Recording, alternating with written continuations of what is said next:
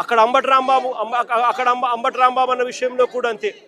పోలీసుల సమక్షంలోనే 5 గంటల నుంచి రాత్రి 1:30 దాకా జరిగిన దహనకాండ పోలీసుల సమక్షంలోనే 5 బండ్లు 5 కార్లు పగలగొట్టారు. పోలీసుల సమక్షంలోనే ఇల్లు తగలబెట్టిచ్చేశారు, ఆఫీస్ అంతా తగలబెట్టారు. పోలీసుల సమక్షంలోనే ఇంట్లో అద్దాలన్నీ కూడా పగలగొట్టారు. పోలీసుల సమక్షంలోనే ఇంట్లో ఆడోళ్ళను కూడా దూషించారు.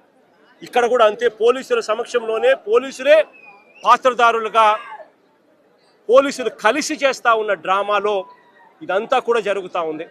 నేను అడుగుతా ఉన్నా, వీళ్ళందరికీ కూడా నేను ఒకటే చెప్తా ఉన్నా, ఇవన్నీ కూడా ఆధారాలు ఎక్కడికి పోలా, ఇవన్నీ కూడా ఆధారాలు ఉన్నాయి. NHRC నుంచి సుప్రీంకోర్టు దాకా ప్రతి గడప కూడా తడతాం. రాష్ట్రంలో జరుగుతూ ఉన్న జంగల్ రాజు గురించి ప్రతి ఒక్కరికి కూడా అర్థమయ్యేలా చెప్తాం. ఎక్కడైనా కూడా న్యాయం అనేది డిలే కావచ్చేమో కానీ చంద్రబాబు నాయుడు గారి ప్రభుత్వానికి పెట్టిన దినాలు మాత్రం ఖచ్చితంగా ముగిసాల్సిందే. కళ్ళు మూసుకొని కళ్ళు తెరిచేసరికి 2 ఏళ్ళు అయిపోయాయి.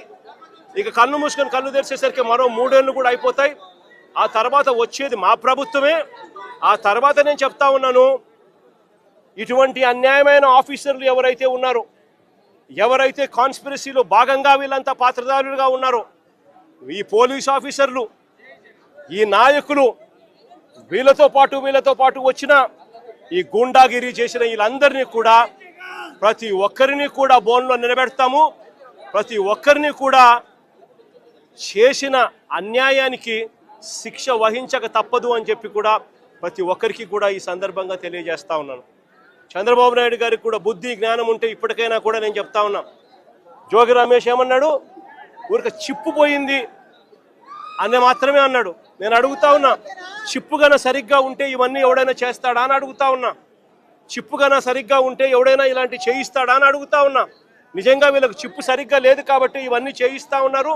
చిప్పు లేదు కాబట్టి సిబిఐ తమ రిపోర్ట్లో క్లీన్ చిట్ ఇస్తా ఉన్నా కూడా టీటీడీలో ప్రసాదంలో ఎటువంటి గొడ్డు మాంసము, ఎటువంటి జంతువుల కొవ్వు, ఎటువంటి పంది కొవ్వు లేదు అని చెప్పి ధృవీకరించినా కూడా, NDDB ల్యాబులు, NDRI ల్యాబులు కూడా ఇవన్నీ కూడా ధృవీకరించి చెప్పినా కూడా చంద్రబాబు నాయుడు గారు ఇంకా రాజకీయ స్వలాభం కోసం కుక్కతోక వంకర అన్నట్టుగా చంద్రబాబు నాయుడు గారు, ఆయన కూటమిలో ఉన్న పవన్ కళ్యాణ్ గారు, ఆయన కూటమిలో ఉన్న చంద్రబాబు నాయుడు గారు కొడుకు లోకేష్ అదే పనిగా మళ్ళీ అదే అబద్ధాన్ని చెప్పి మళ్ళీ అదే నిజం చెయ్యాలి అని చెప్పి ప్రయత్నం చేస్తూ ఉన్న తీరును ఇప్పటికైనా మానుకోవాలి అని చెప్పి వీళ్ళందరికీ కూడా గట్టిగా చెప్తా ఉన్నాను.